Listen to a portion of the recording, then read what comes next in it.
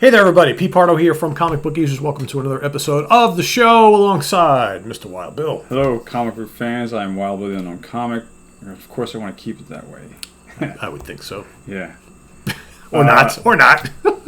So, we always do different abstract topics. So, we're going to go very abstract. And I figure we'd go inside the cover on a playbill of Sweeney Todd, the Demon Barber of Fleet Street.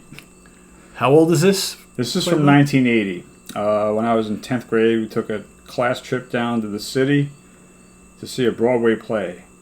And there were several plays written on the chalkboard, including a chorus line, Cats, I think. Yeah, going back to 1980, right? I was trying to think of what was popular back then. And there was quite a number of, I think Dracula was new on the scene at the time. Mm-hmm. That was another suggestion. This was before Phantom of the Opera, right? Yes, yeah, Phantom of the Opera didn't come out till like maybe, 10 years later or something like that. Yeah. Or in the mid-'80s, late 80s. But anyway, it was at least a dozen Broadway plays written on a chalkboard, and this one got voted on by our 10th grade English class, and we went down and saw this play at a matinee one day at like a Wednesday afternoon, and it was at the Eurus Theater. I think we went down like in May 1980. So, of course, when you go in the play, they hand out these playbills, and I kept it, never got rid of it. Still have it, so it's the only Broadway play I've ever seen. Crossing this list. Yeah, the back ads, It's kind of like a mini Playboy magazine for a theater with no nudity, but it's got a lot of jam-packed, by Playboy references, meaning jam-packed full of adult advertisements. Oh, yeah. Mainly cigarettes and booze. But this playbill was published, I guess the company publishes them in New York, Philadelphia, Florida, and one other place that eludes me. And I haven't been to a Broadway play in a while, but I'm assuming the playbills don't look all that much different these days, right? Other than the fact the ads. So you notice this first ad, this chick is on 4-wheel roller skates? Yes. This is before rollerblades. Yeah. Perfume, it looks like a perfume thing. Yes, yeah. So on this inside page, you got the blurb of, who the editor-in-chief is. The publisher is Arthur T. Bursch. Editor-in-chief is Joan Alleman Rubin. Associate editor is Louis Botto. Macy's ad. Yep, Macy's. Here's the first cigarette ad. Triumph. I don't even remember these cigarettes. No. But I guess they were the low-tar cigarettes. So then you got your index in here. Right, this page got your editor notes and all that. What's cool, this is definitely a flashback in time. Got some pictures. This is like a little Tony Award Broadway play quiz. Name the actors, some of the plays they've been in. All the answers are written upside down.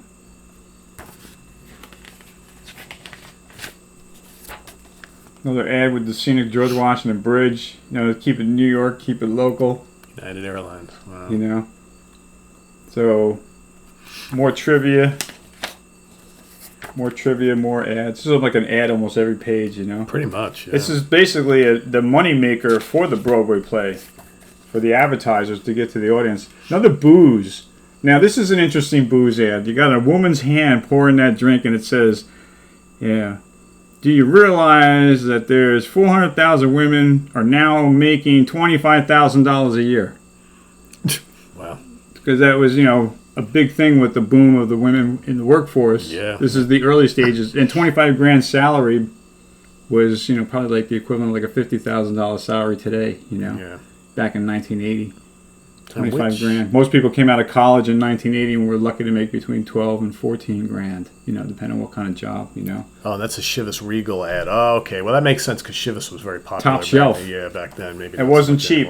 So these are the kind of women that could afford that. I love this Datsun ad prior to Nissan. Yep. Datsun. This is like a sportier version of the, what was it, the 200? Remember the sports car? Was that the 300X? I think so. Right? Something like that. Yeah. It was like a little torpedo-shaped car. This is all squared off. Yeah, it was a 280Z, I believe, yes. Later on, they came out with the 300. So you got this satire over here, these cartoons. Theater Life with Robinson. So he's like, oh, Sydney. Up here, the woman talking to the guy. Where's my fingers up here? This one. She's like, Sydney, would you kill to have a successful play? And he's like, don't be silly, dear. Of course I would. And then this one over here, It's like, what's the sense of owning a mace if you don't use it every once in a while? And then down at the bottom, the guy's like, hey, who do these handcuffs? Here. And the other guy's like, hey, you mean try them on for size, basically. So, some risque ads, all adult humor. More cigarette ads. Again, another brand I never heard of. Rich Lights. I never saw them in the stores. I remember Viceroy, but Rich Lights, No.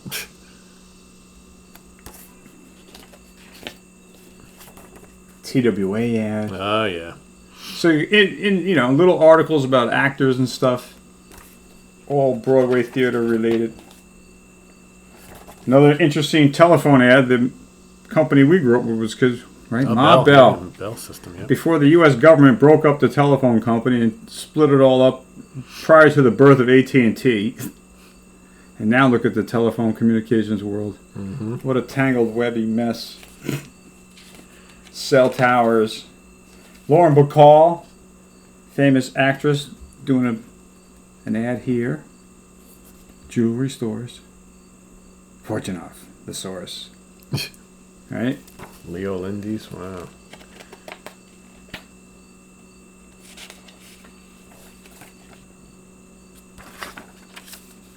More of the Puerto Rican rum. So now in here you got the photographs of the stars. There we go.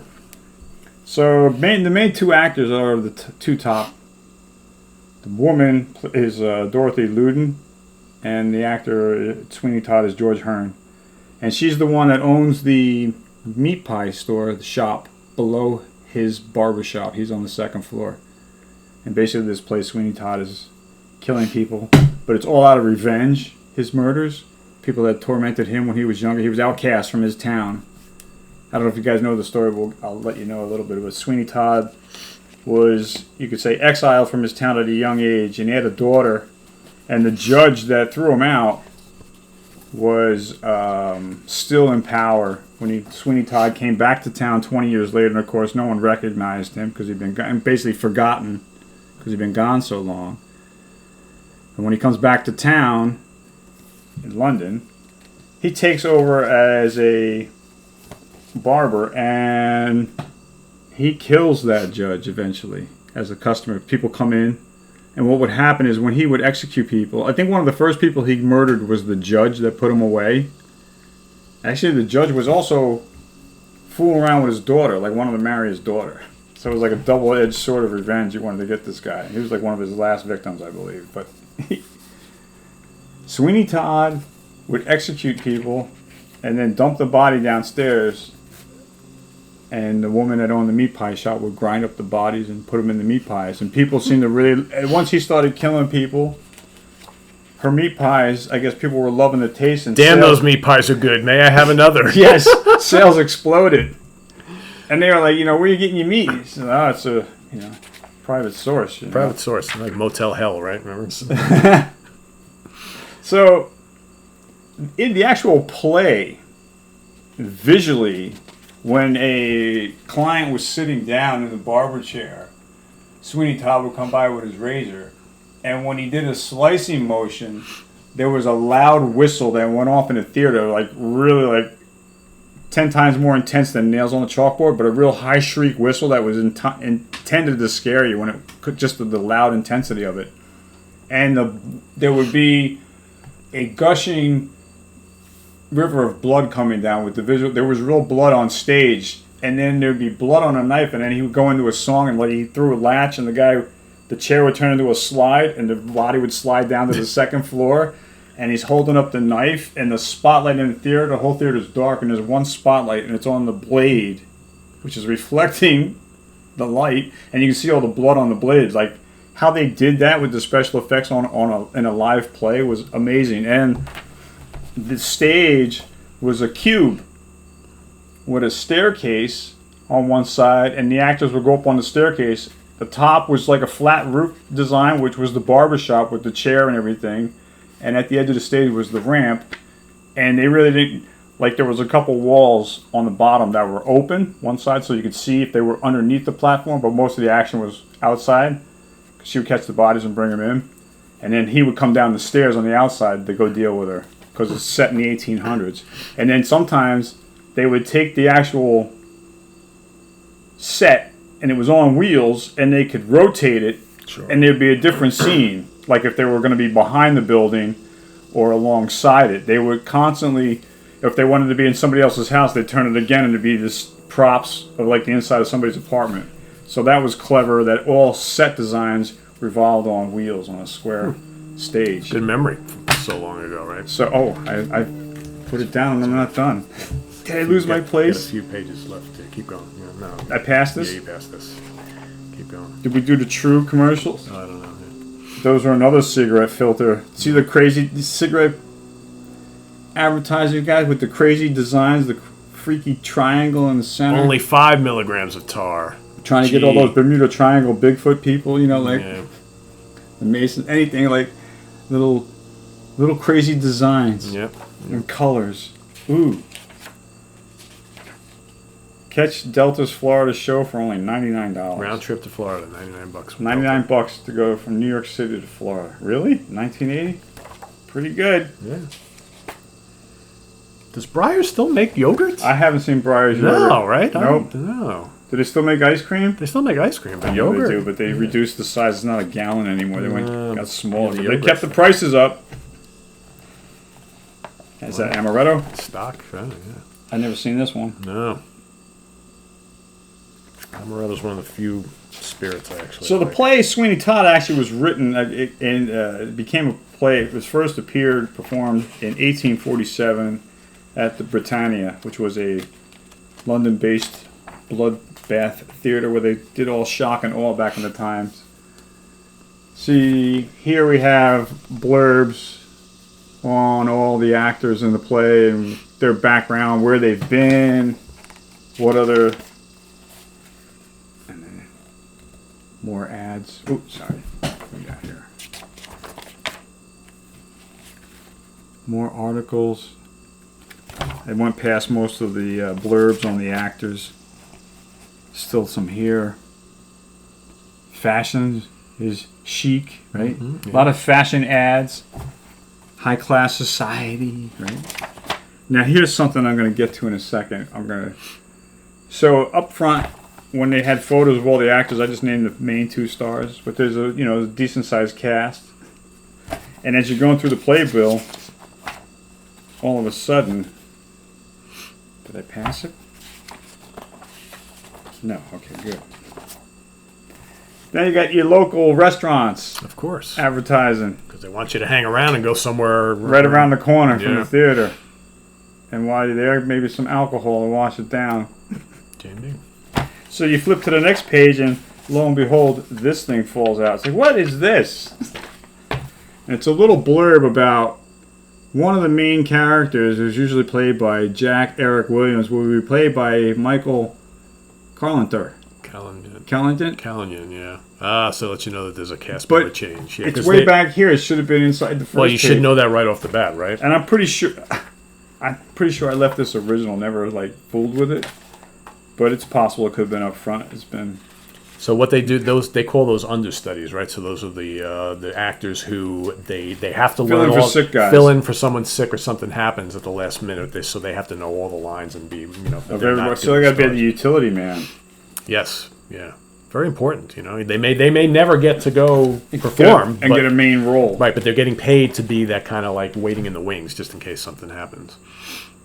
And that guy probably might be saving himself for the Saturday night show and not want to strain his voice or something. Right. Maybe he's got jury duty. We don't know. Yep. But anyway, there you have inside the cover show and tell of a playbill. Something Right here on Comic Book Easers. Something different.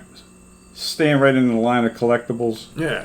Be interesting to see if anybody watching has seen Sweeney Todd, whether on New York City on Broadway or maybe somewhere else. But and that they did various films. I'm not sure how many years it ran. Yeah, I don't but remember. it It was popular for quite a while. Yeah. Yeah. It was definitely a great class trip. Yeah, you got something mentioned in your notes here, a penny dreadful. So that actually, yes. this came. So for those of you who aren't familiar with a penny dreadful, is something that originated in England way like in the 1800s, I think. And these were basically short stories or plays of Short a stories. gothic nature. He was Sweeney Todd was a hero of a Penny Dreadful story. Yeah. prior to the release of the play. Yeah. So people already knew the character Sweeney Todd before the play was Yeah, released. they're like newspaper stories. And, they put in and newspapers up magazines. till 1847, up until 1980, the 1980 is there had been 7 versions prior. There have been 7 released versions of Sweeney Todd since its first release in 1847. So I guess I assume I saw the 7th version. There you go. You know, so yeah, it was a good show.